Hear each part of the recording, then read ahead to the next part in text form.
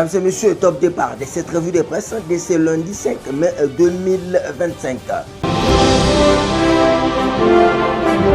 Dialogue national après Doha et Washington, Tshisekedi Kabila vivement une rencontre, la grosse exclamation du tri hebdomadaire général d'information au Congo Nouveau.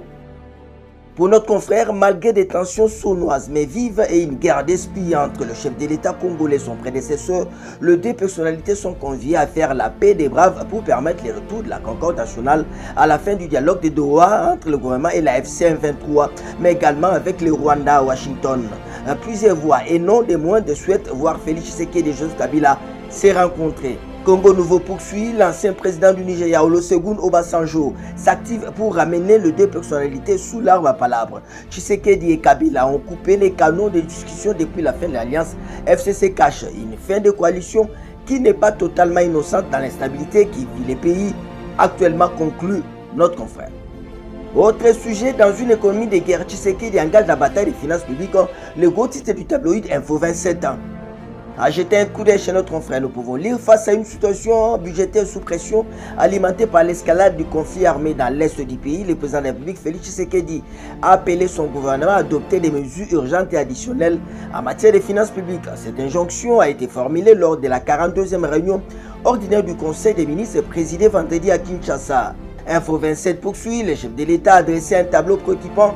La guerre imposée dans la partie orientale de la préfecture du Congo génère une flambée des dépenses militaires et humanitaires alors que les ressources de l'État demeurent illimitées. Une conjoncture qui, selon lui, impose un contrôle rigoureux du cadre macroéconomique pour garantir la stabilité à court terme et préparer l'élan du développement économique à moyen terme. Autre sujet, l'affaire Solectra est loin d'être terminée. Lampadaire, cette question foudroyante d'Estravos à Nicolas Kazadi à la une du titre d'information générale au cœur d'Afrique, Africa News. Chez notre confrère, nous pouvons lire sur son compte X, l'ancien patron de Oabora s'en prend à l'ancien ministre des Finances et à ses trolls. Il souligne les 7 irrégularités qui caractérisent les marchés des lampadaires et nécessitent des réponses claires. Ce sont cette question essentielle et foudroyante qui laisse attendre que l'affaire Solectra est loin d'être terminée.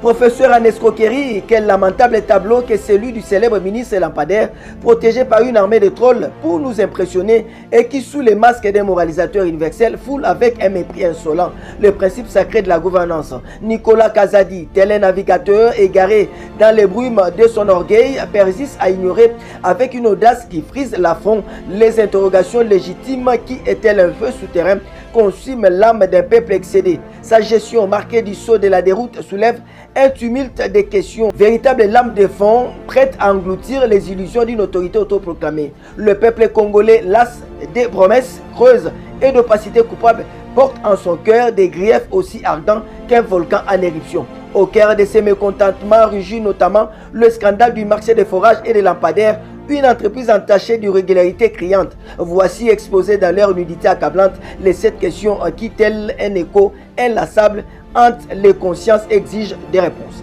Dans un autre chapitre, affaire cour constitutionnelle Matata Ponyo, la réponse cinglante de Kamuleta a caméré les gros titres du tabloïd Le Quotidien.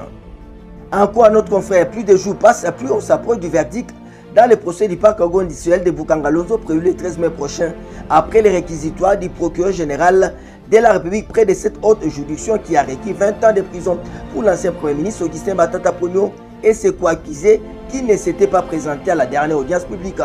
En qualité de député national, Augustin Matata Ponyo avait saisi sa chambre parlementaire pour dénoncer la violation des droits en comparaison devant cette haute juridiction sans que la plénière n'ait été saisie préalablement. C'est ce qui a justifié la correspondance du bureau de l'Assemblée nationale par le biais de Vital Kamere adressé au président de la Cour constitutionnelle, Dieudonné Kamuleta, pour dénoncer la violation des droits de l'un de ses membres.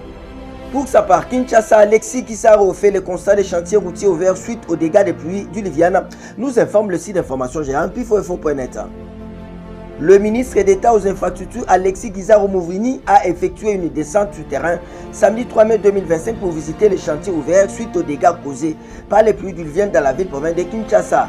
Accompagné des responsables de l'Agence congolaise des grands travaux ACGT, Office des routes, Office des voiries et drainage, Alexis Guizaro Mouvouni, ministre d'État aux ITP, a démarré son périple dans la commune de Selemba au quartier Camping, où une tête d'érosion menace d'attaquer la chaussée de l'avenue de la Libération ex-27 novembre.